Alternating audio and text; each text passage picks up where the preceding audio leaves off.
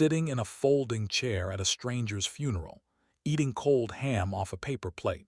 I finally learned who had been paying for my coffee every single Tuesday for 7 years. For 7 years, every single Tuesday morning, a stranger paid for my coffee at the same diner counter and left before I could thank him. Last month I went to his funeral to finally do it properly. A woman he'd never once spoken 10 words to, and standing in that church basement over a plate of funeral ham, I learned that the coffee was never really his idea at all. Somebody else sent him. And that somebody had been dead for 7 years too. Settle in, friend, because this one isn't about betrayal. For once, it's about the opposite kind of secret, the kind two men keep so carefully that it takes one of their funerals to finally come loose.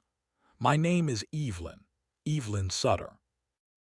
I'm 71 years old. I taught third grade in this town for 34 years.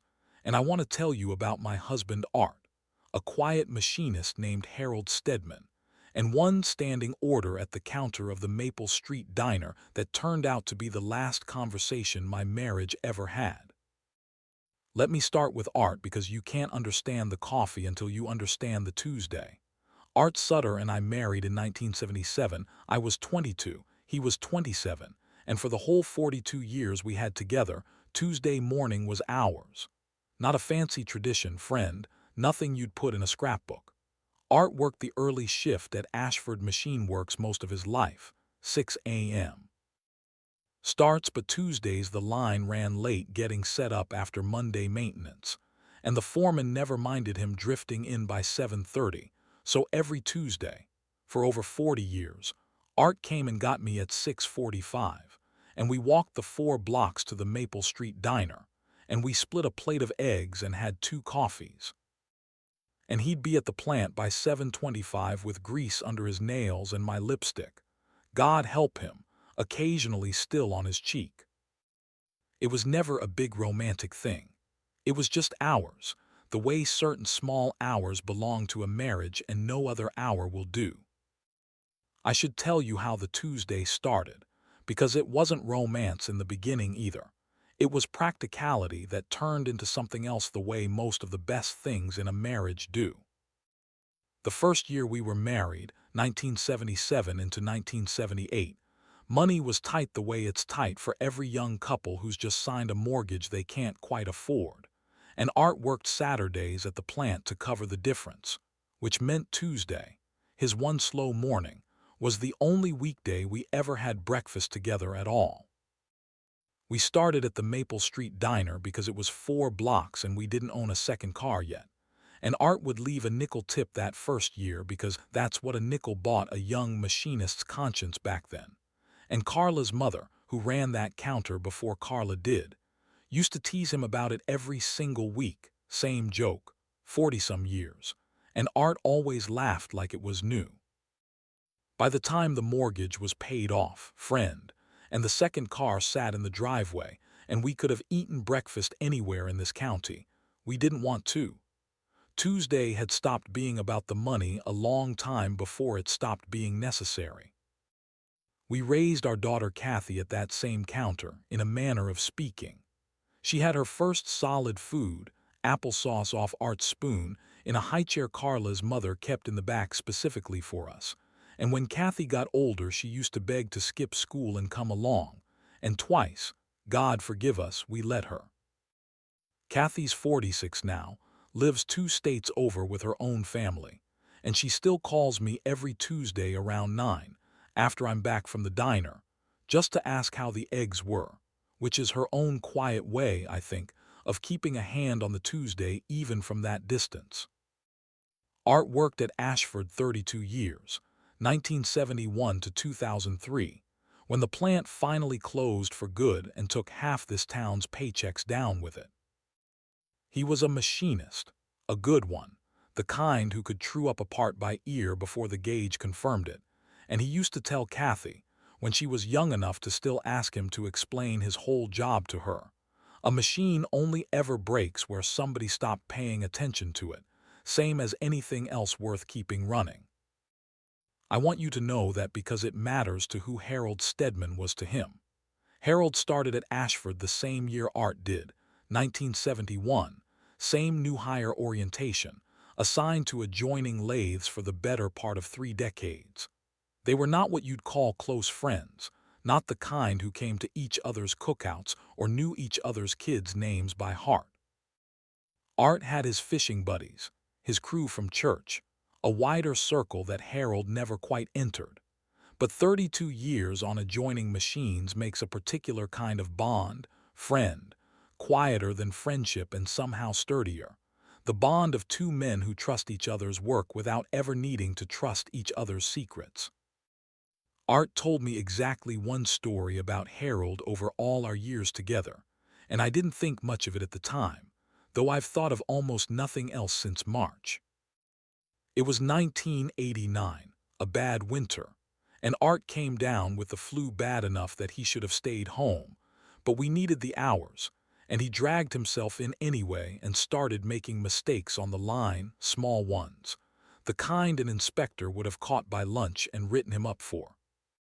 Harold, without a word to Art or anybody else, started quietly checking Art's parts against his own gauge between his own cuts all morning, catching two flawed pieces before they ever reached inspection, and said nothing about it to Art until quitting time, when he simply said, "Go home sick tomorrow, Sutter. I've got your line covered if anybody asks." Art told me that story once at this same kitchen table and said, "That's the kind of man you want standing at the next machine over, Evie, not the kind who tells you he helped, the kind who just helps." I heard it as a nice thing to say about a coworker. I understand now that Art had been quietly filing away, for 30 years, exactly which man in that whole plant he would trust with something that actually mattered. Art got sick in the fall of 2018. Pancreatic, the bad kind, the kind where the doctors use the word aggressive like it's a compliment they're paying the disease.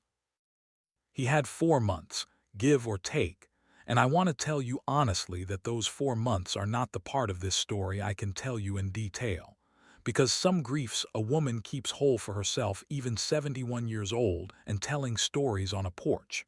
I'll give you this much. He was clear-headed almost to the very end, and he spent a good part of those 4 months, when he thought I wasn't paying attention, making quiet arrangements. The will, the plot beside his mother's, a letter to our daughter Kathy that I still haven't fully recovered from reading. I noticed the arrangements without understanding them, the way you notice a man rearranging furniture without knowing yet that he's making room for something. He started keeping a little notebook of his own that fall, similar to the one I'd later inherit from a man I barely knew, and when I asked him once what he was writing in it, at the kitchen table, lamp low, his hands already thinner than they used to be around that pencil, he said, "Just tying off loose ends, Evie. A man likes to leave a shop clean when his shift's over." I thought he meant the garage. I think now he meant considerably more than the garage. He kept Tuesdays going as long as his body allowed him to, friend, right up through January of that last winter, though by then Carla was bringing the eggs to a corner booth instead of the counter because he couldn't sit upright that long anymore. And I remember the last Tuesday he made it in at all, 3 weeks before he died, how he ate almost nothing and made me eat both plates, and how he held my hand across that table longer than was strictly necessary for a man just steadying himself to stand, and how he said, on the way out, "Don't let this town forget you're still here, Evie, once I'm not walking you to breakfast anymore." I thought it was just a husband's worry. And one more thing, friend, that I did not learn about until 7 years after he died, sitting in a folding chair in a Lutheran church basement eating ham I didn't taste. Art passed in February of 2019, 69 years old. 300 people came through that funeral home over 2 days. This town does grief the way it does everything else, thoroughly and with a casserole in hand. And I stood in that receiving line so long my feet went numb in my good shoes. And I want to tell you honestly, friend, that I do not remember Harold Stedman standing in that line at all. I found out only this March from Gary that his father had come alone, stood at the very back of the funeral home for exactly the length of one viewing hour, signed the guest book in handwriting I later recognized instantly from that spiral notebook, and left before the family had thinned out enough for him to feel he had any business approaching me. I went and found that guest book afterward, friend, kept in a drawer of Kathy's old desk all these years. And there it was, plain as anything, Harold Stedman, in the same hand that would go on to write Sutter's Tuesday, paid 300 and some times over the following 7 years. He'd been standing at the back of my life, it turns out, from the very first day of this whole story, and I hadn't the faintest idea to look for him there. And I kept going to the Maple Street diner on Tuesdays alone, because a woman who stops doing the one small thing that was hers and her husband's for 42 years has to stop being herself a little bit too. And I wasn't ready for that, not at 64. And honestly, friend, I'm still not ready for it, and I've made my peace with never being ready.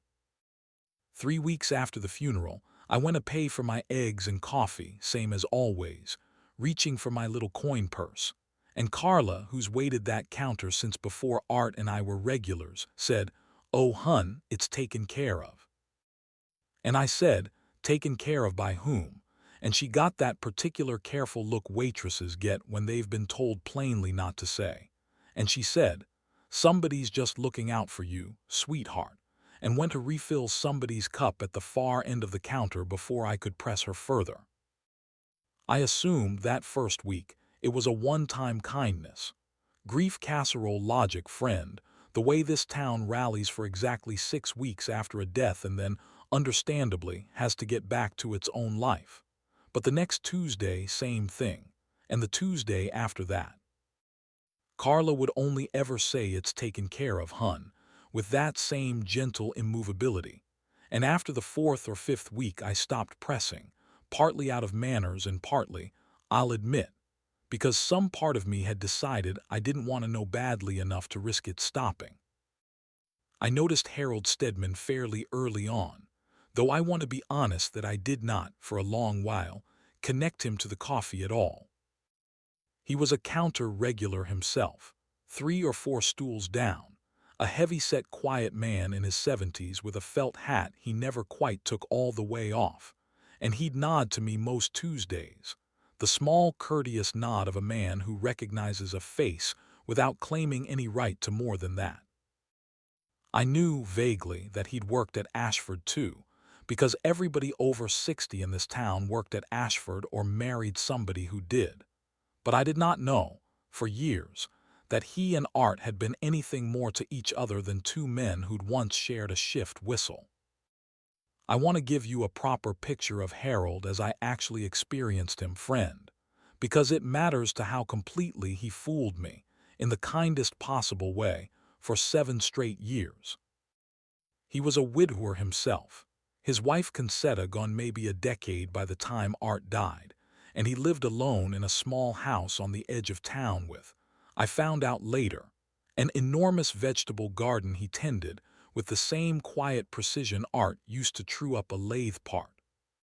He came to the diner most Tuesdays, though not every single one, sometimes a Wednesday instead, sometimes not at all for a stretch in deep winter when his knees troubled him, and I never once thought anything of the irregularity because I had no reason yet to be counting his visits against my own unpaid tab. He ordered the same thing every time, black coffee and dry toast, ate slowly, read the county paper front to back, and left, in all the years I watched him without knowing I was watching him, no more than a folded $5 bill under his own saucer. I liked him the way you like any decent fixture of a place you visit weekly. I had absolutely no idea he was the reason my own fixture kept being decent to me too. There were Tuesdays across those 7 years I remember with more weight than others, and I think they're worth telling you, friend, because grief doesn't move on a straight line, and neither did my gratitude.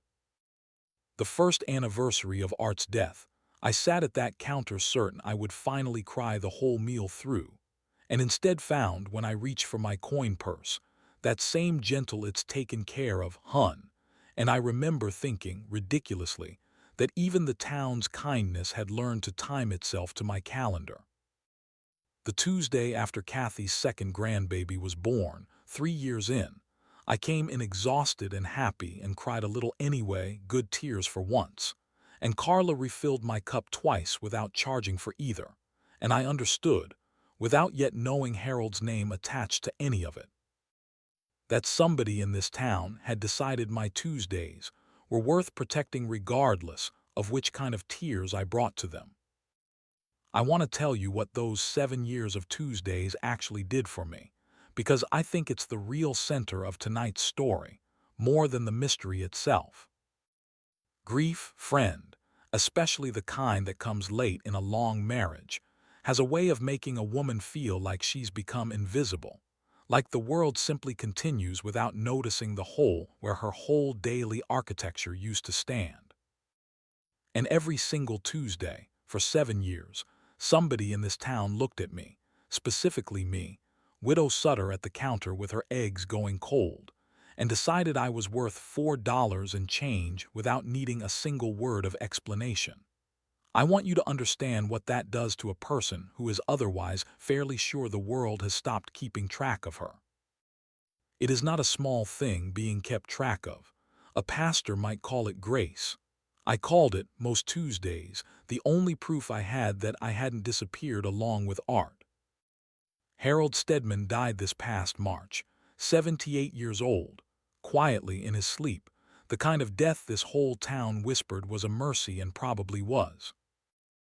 I read his obituary in the county paper the way you read any obituary of somebody you half know, a little sad, a little curious, and I noticed, reading it, that he'd worked at Ashford Machine Works 32 years, 1971 to 2003, and something small and cold moved through me at that number, because it was Art's number 2 exactly, and I sat with my coffee that Tuesday, already paid for, already a mystery, and felt for the first time that the mystery and the obituary might be circling the same center.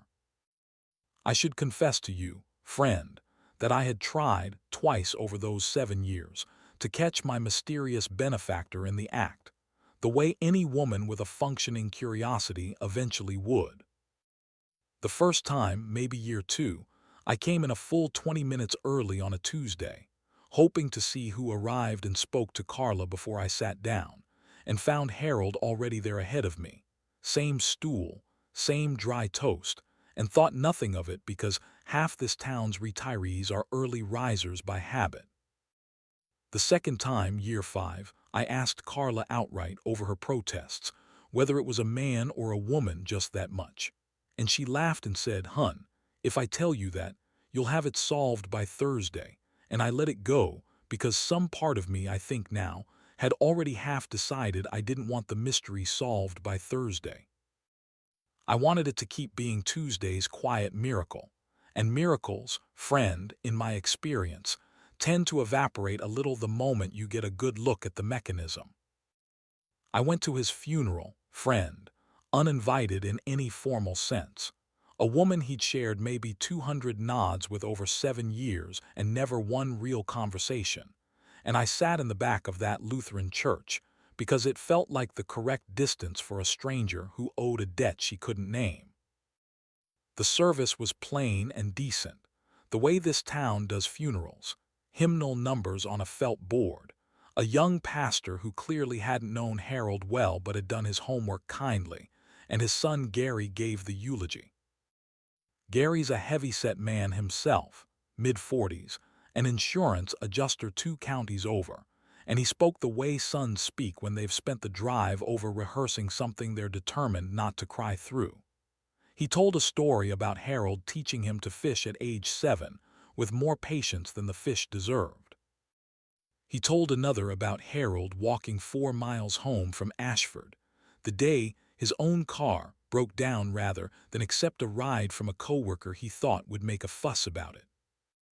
And then he said the sentence I mentioned, that his father was a man who kept his word so completely that you sometimes didn't find out he'd made a promise until decades after he'd finished keeping it. And I remember thinking at the time, sitting in my borrowed distance at the back of that church, that it was a lovely thing to say about a father. General and warm the way eulogies are supposed to be, and not thinking for one more moment that it might be a very specific sentence about a very specific promise, and about me. At the reception after in the church basement, over that plate of funeral ham I mentioned, folding chairs, percolator coffee, the particular hush of people balancing paper plates on their knees, Gary found me. I don't fully know how he knew to look for me, except that I found out later he'd been going through his father's desk that week, the way children do after a death, and had come across a small spiral notebook, the kind you'd buy at a drugstore for $1, and every single page of it, every single Tuesday going back to March of 2019, had one line: Sutter's Tuesday. Paid.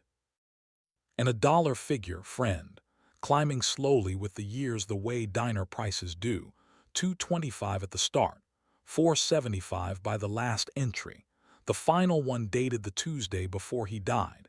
In handwriting Gary said had gotten shaky those last few months but never once skipped a week. Gary didn't understand it, of course, when he first found it, and he'd been asking around the reception, quietly, whether anybody knew a Sutter, and somebody, an old Ashford man in a brown funeral suit, pointed him straight at the back row, at the widow in the navy dress who'd come in alone and hadn't touched her ham. Gary sat down next to me with that notebook still in his coat pocket, and he said, "Mrs. Sutter, I think my father's been paying for something of yours for 7 years, and I don't understand why, and I want you to know, friend, that this is the exact sentence at which my whole careful understanding of my own grief rearranged itself.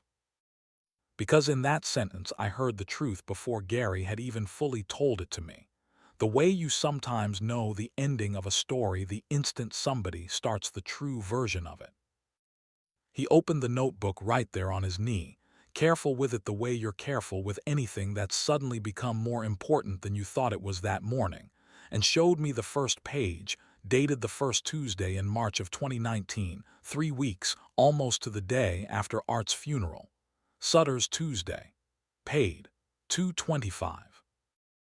And then every single Tuesday after it, page after page, a small spiral notebook that had, by my later count, needed to become 3 spiral notebooks over 7 years, the same 2 words at the top of each entry, the price climbing in the small increments of a diner menu keeping pace with a changing decade.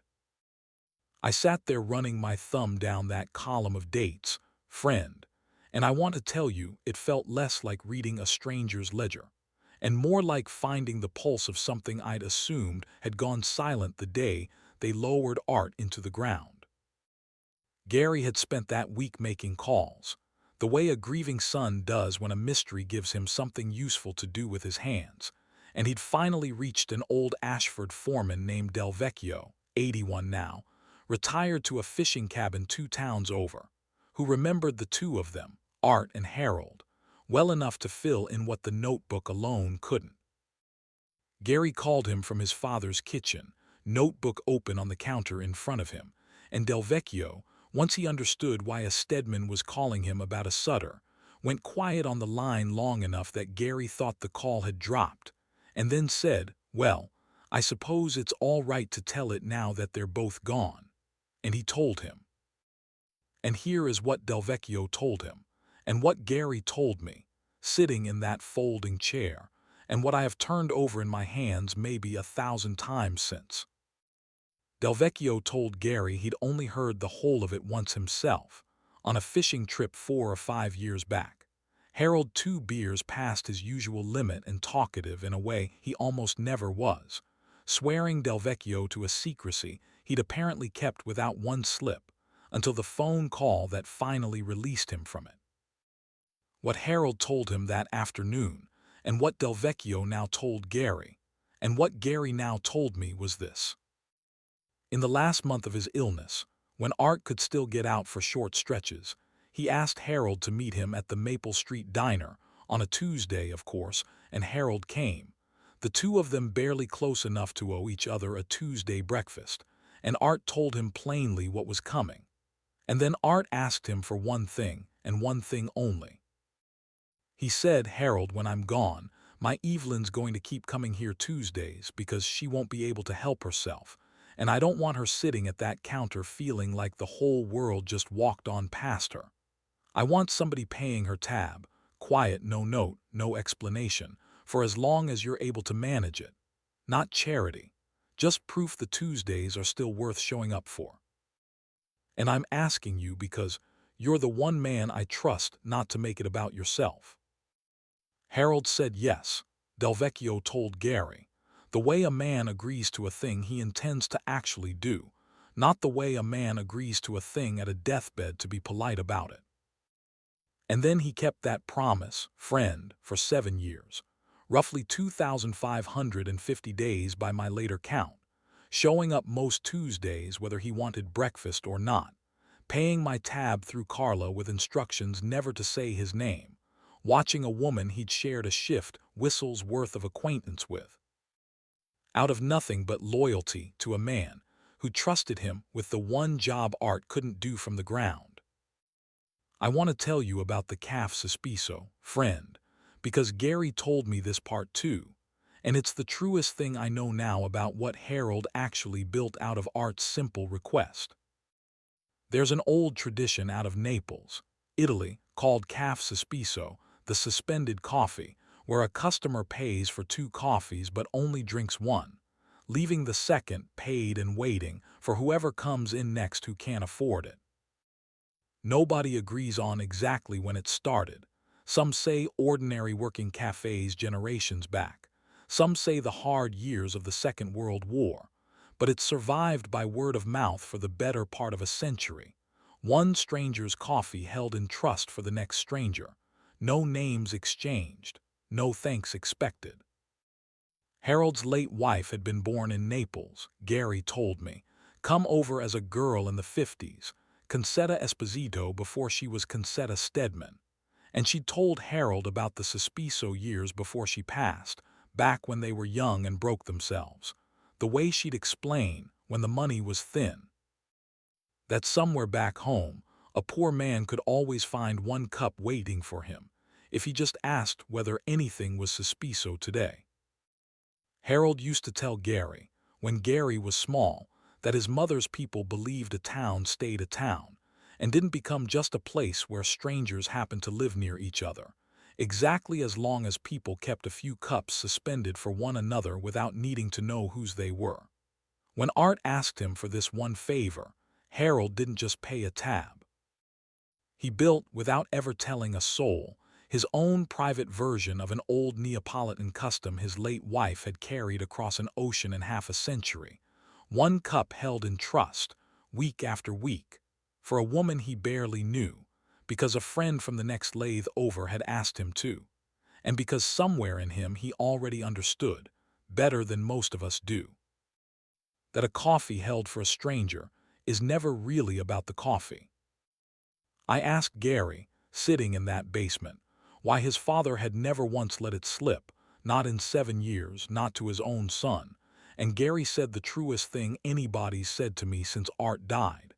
He said, "Mrs. Sutter, I don't think my father experienced it as a secret he was keeping from you. I think he experienced it as a promise he was keeping for a friend, and there's a difference, and my father was the kind of man who understood the difference in his bones. A secret protects the one who holds it. A promise like this one protects the one it's for." He never wanted credit, because credit would have made it about Harold Stedman's kindness. And the whole point, the way my father explained it to me once, years ago, not knowing I'd ever need to understand it, was that it had to stay about Art's love for you, delivered anonymous. The way real love sometimes has to travel when the man who felt it can't carry it himself anymore. I sat with that a long while, friend, in a folding chair, funeral ham going cold on a paper plate, same as my eggs had gone cold at that counter 100 times over 7 years. And I understood something about my marriage, that 42 years of actually being married to Art had somehow not fully taught me. He didn't just love me while he was alive. He built a small machine, out of trust and a lathe neighbor's decency, designed to keep loving me on a schedule after he couldn't anymore. 32 years a machinist, friend. Of course, the last thing he ever built was engineered to run for years past his own shutdown. Gary gave me the notebook before I left that basement. Every Tuesday entry, 7 years of them, in Harold's increasingly unsteady hand. And the last page, the one dated the Tuesday before he died, doesn't say Sutter's Tuesday, paid, the way every single one before it does. It says something else, and I want to read it to you exactly as Harold wrote it, because I think it's the finest sentence anybody's ever written about a promise. It says, Art, 360-some Tuesdays now. Told you I'd manage it. Rest easy, friend. He knew, friend. Sitting in that diner that last Tuesday, 78 years old and running out of road himself, Harold Stedman wrote a note to a dead man telling him the job was nearly done, and then he went home and died in his sleep within the week. And I have decided, and I don't think you'll argue with me, that a man does not write a line like that unless some part of him understood he was about to go hand-deliver the report in person. Gary asked me, before I left the reception that day, whether I'd like to see the garden, and I said yes before I'd fully thought through why.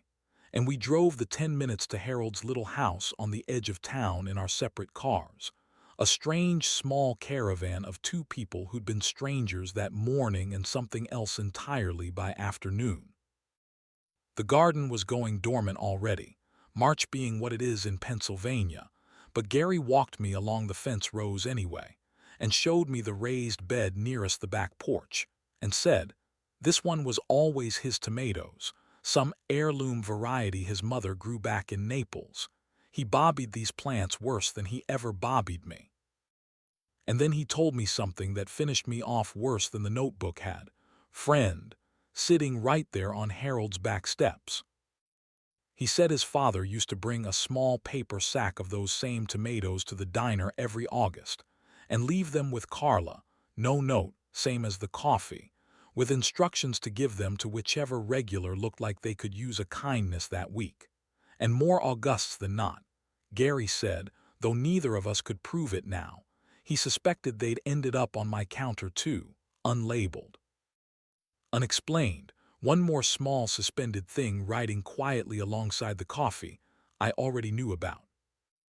I called Kathy that same night, later than I usually call her, and she picked up scared the way children do when their mother phones outside the ordinary hour, and I told her the whole thing start to finish. The notebook, the caffè sospeso, her father's last request handed sideways to a man from the next lathe over, and my daughter, 46 years old, a grown woman with grandbabies of her own, cried on that phone harder than I'd heard her cry since the funeral itself, and then she laughed, wet and sudden, and said, Mom, that is such a dad thing to do, engineer his own love like it was a part that had to outlast the warranty. And I told her that was nearly word for word what I'd thought myself in that church basement. And we sat on the phone a long while after that, not saying much of anything, just 2 women glad to still have a live wire running between them. I go to the Maple Street diner every Tuesday still, friend, same booth, same eggs, and Carla, God love her, cried the first Tuesday after Harold's funeral when I finally told her I knew. And she said she'd wondered, some weeks, whether she'd be the one who had to explain it to me herself someday, if Harold went before I ever worked it out. I asked her to teach me exactly how he'd set it up, the quiet word at the register, the standing instruction, no name given, and 2 Tuesdays after that funeral, I did the thing I most wanted to do with everything Art and Harold had built for me. I picked a stranger. She's young, a nursing student who comes in most Tuesdays with textbooks and a tired face, and I don't know her name any more than Harold ever really knew mine, and I asked Carla to tell her, if she ever asks, only that it's taken care of, hun, somebody's just looking out for you. $4.75, same as my own tab ran by the end, held in trust the way a coffee in Naples has been held in trust for 100 years for people who never meet the ones who paid. I started my own notebook too, friend. I'll admit that to you. A $5 one from the same drugstore, and I don't write Sutter's Tuesday in it. Obviously, I write the date and the word paid. Same two words Harold used, because it turns out there's a comfort in copying a dead man's plain handwriting habit even when you never saw the original page until after he was gone. Carla asked me once, refilling my cup, whether I was ever going to tell that girl where it came from, the way it eventually came to me, and I told her no, not unless she loses somebody someday and needs the whole chain explained to make sense of her own Tuesdays, the way I needed it explained to make sense of mine. Some inheritances, friend, only need to be understood by the person receiving them once they're finally ready to pass them on themselves. Art gave it to me through Harold. I'm giving it to a stranger through Carla. I don't know who she'll give it to, 20 years from now, or whether she even will, but I like to think that's exactly how a real inheritance is supposed to work, friend, quietly, sideways, through people who never fully know each other, carrying forward the one thing a man built to outlast his own shutdown. So if you take one thing from an old schoolteacher's Tuesday mornings, take this. Love doesn't always announce itself, and the best of it, I've come to believe, prefers not to. Somewhere in your own life there is very likely a Harold, a quiet man 3 stools down who has been keeping a promise for somebody you loved and never once asked for credit. And if you find him, or find out about him too late the way I did, the only proper thanks left to give is to become somebody else's Harold when your turn comes around. Pay the tab. Don't leave the note. Let it stay about the love, not about you. It's evening here now, and I've got my own coffee going decaf at this hour, and out past the porch rail the lights doing that particular gold thing it does in October, the kind of light Art always said looked like it was trying to apologize for summer leaving. I think about him every day, friend, same as I always have. But I think about Harold Stedman a good deal too, now. A man I shared perhaps 200 nods with, and one small machine of loyalty that outran both our understanding of each other for 7 quiet years. 7 years of Tuesdays comes to 364 breakfasts, give or take the handful he missed to bad knees or deep winter, and I have started, since March, keeping a rough count in my head of how many more Tuesdays I might reasonably expect myself. And I'll tell you plainly, friend, it's not a morbid arithmetic. It's the opposite of morbid. It's the arithmetic of a woman who finally understands that every single one of those breakfasts was a small, deliberate act of construction, not an accident of kindness, and who intends to keep building with the years she's got left the same way the 2 men who loved her once built things that outlasted their own hands. Ruth down at the church, my choir director for going on 30 years now, God bless her, told me last week she thinks Harold's notebook ought to go in some kind of town museum someday. And I told her no, absolutely not. Some promises are only properly honored by staying exactly as small and unwitnessed as the men who kept them intended. Let the tomatoes go dormant every winter and come back every August. Let the coffee stay $4.75 and climbing. Let the next woman, 20 years from now, sit at that counter never quite knowing why the world decided, one ordinary Tuesday, to look out for her specifically. That not knowing, friend, I've come to believe, is the whole engineering of the thing. It's built to feel like grace precisely, because nobody signs their name to it. And the porch lights on. It always is. If this story found you somewhere quiet tonight, stay a while. There's a new one on this porch every week, and the light's on for you too. This has been the Porch Light. This story, like all stories told here, is an original work of fiction. Any resemblance to real persons is coincidental. Good night, friend.